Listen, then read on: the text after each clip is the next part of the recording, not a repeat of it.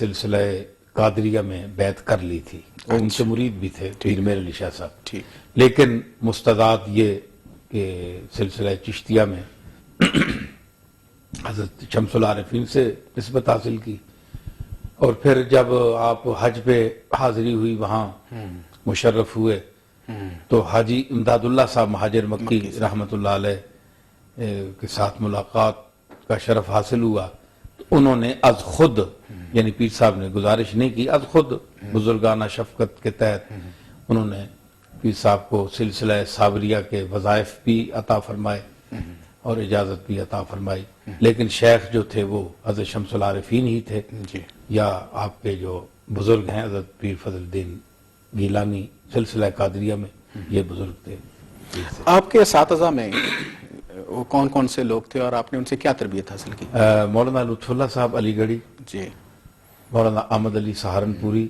جن کا بخاری شریف پر حاشیہ موجود ہے، شرح ہے، جی، اور ہمارے ہندوستان بھر میں جو کتاب، اب تو خیر محشی حضرات کافی ہیں، لیکن استاد صاحب نے جو مشہور اس کی جو حاشیہ بخاری شریف کا لکھا ہے وہ حضرت مولانا احمد علی سہارنپوری ہیں، جو اب سارے ہندوستان میں تقریباً پاکستان میں تمام علماء وہی پڑھتے ہیں، تو یہ پیر میر شاہ صاحب کے لیے بڑی شرف کا باعث ہے کہ ان کے استاد کا جو لکھا ہوا ہے وہ شرح بخاری شریف کی وہ سب لوگ وہی پڑھتے ہیں۔ اچھا، پیر صاحب 1859 میں پیدا ہوتے ہیں،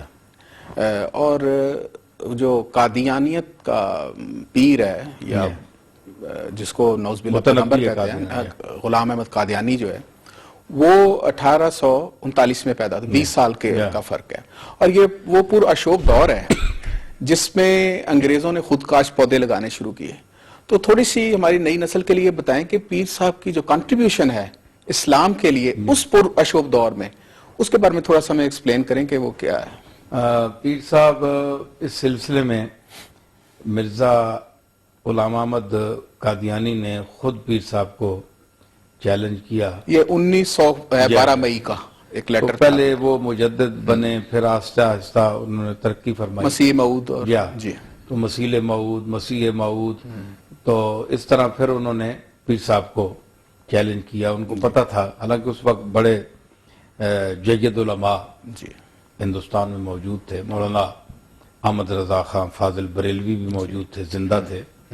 اور وہ اس کے بعد 20 سال تک وہ تقریباً زندہ رہے، اور بڑے بڑے علماء تھے، مشائخ تھے، پیر تھے، تو انہوں نے ان کو یعنی چیلنج کیا۔ ٹھیک، تو اس میں پیر صاحب نے اس چیلنج کو قبول کیا، اور پھر مناظرے کی جگہ متعین ہوئی لاہور بادشاہ مسجد، ٹھیک، تو وہاں آپ 6 دن وہاں انتظار کرتے رہے۔ اس وقت تمام ہندوستان کے چیدہ علماء مشائخ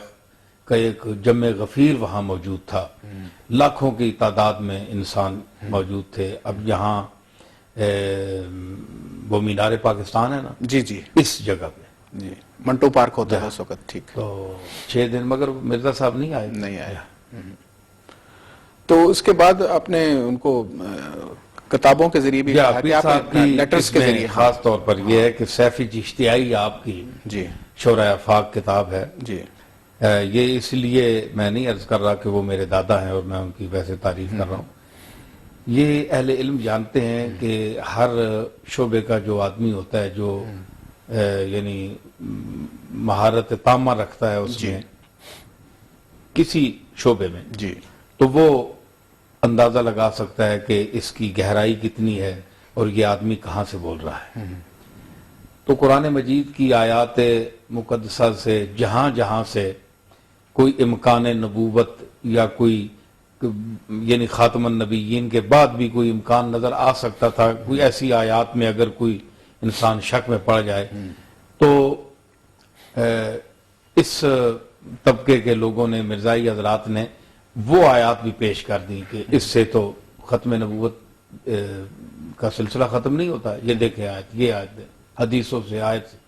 تو یہ ایسا مسئلہ تھا کہ یہ کوئی معمولی مسئلہ نہیں تھا۔ تو پیر صاحب نے اس جامعیت کے ساتھ ان کا رد لکھا کہ آج تک یعنی 100 سال گزر گیا تو مرزا صاحب